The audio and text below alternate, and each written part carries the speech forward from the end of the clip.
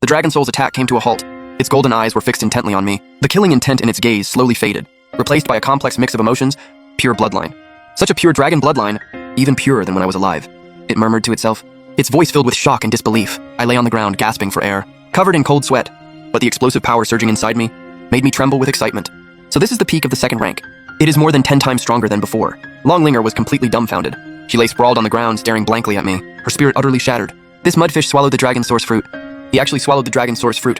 I, Her Majesty, did not even get to taste it. No, I never even had the chance to take it. Why does he get to? Why does this mudfish get all the benefits? I am the Dragon Empress. I am the true heir. She began to question her entire existence, wondering if she might be a false empress. I struggled to my feet and looked at the dragon skeleton. The dragon soul was still staring at me, but there was no hostility left. It was silent for a long moment, then slowly spoke. Young one, what is your name? A nobody named Long Aochin. The dragon soul nodded, a glimmer of approval in its eyes. Good. The dragon blood flowing within you is pure, purer than any dragon I have seen in these tens of thousands of years. I paused. Tens of thousands of years this lingering soul has existed for that long. In my life, I was a dragon clan general. I fell in battle here, leaving behind a wisp of my soul to guard the inheritance, waiting for a worthy one. Today, I have finally found you. It raised a claw and gently placed the ethereal form on my forehead. The complete Dragon Clan battle art, Dragon Tail Whip, flowed into my mind as a stream of golden light. Countless images flashed before my eyes, scenes of a true dragon swinging its tail. Each strike capable of annihilating heaven and earth. Each movement embodying the profound principles of the Tao.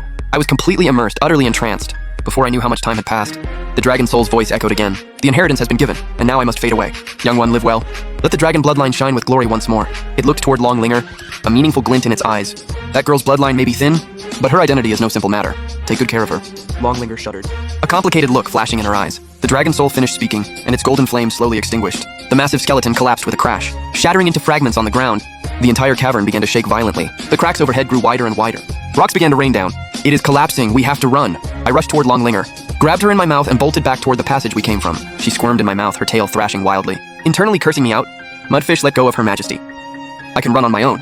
I pushed myself to the limit. Behind me, the cavern collapsed with a deafening roar. Massive boulders fell, scraping against my tail.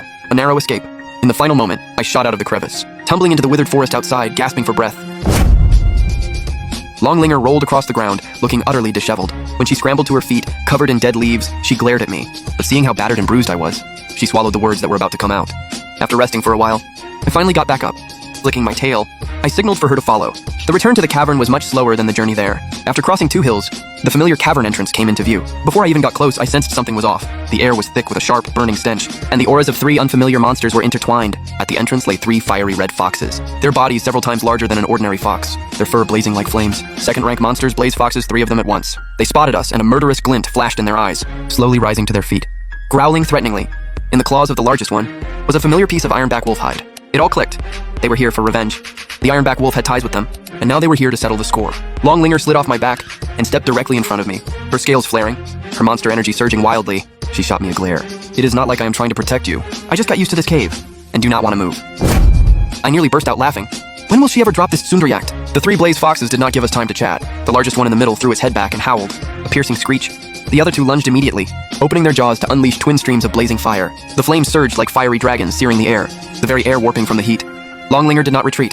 Her serpentine body twisted as she invoked Dragon Clan secrets. A faint golden light enveloped her body. She met the 2 fire streams head-on. With a deafening bang, sparks flew everywhere. She was thrown back several yards, her scales scorched black, but she held her ground, coiling tightly around one of the foxes. The other lunged from the side to strike while she was occupied. She whipped her tail, sending it flying.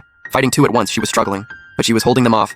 I watched her fighting with everything she had, and felt a strange stir in my heart. This girl might be sharp-tongued, but she does not hold back when it comes to action. The largest blaze fox, seeing its 2 subordinates tied up, circled around the fight and lunged straight at me. It opened its mouth, a ball of blazing fire gathering in its throat. I lifted my head lazily, counting down silently as the fireball was about to be released. I moved. At the peak speed of the second rank, I exploded into motion, leaving an afterimage in my wake. The fireball passed through the afterimage and blasted the boulder behind me. The boulder shattered, fragments flying everywhere. And I was already right in front of the blaze fox.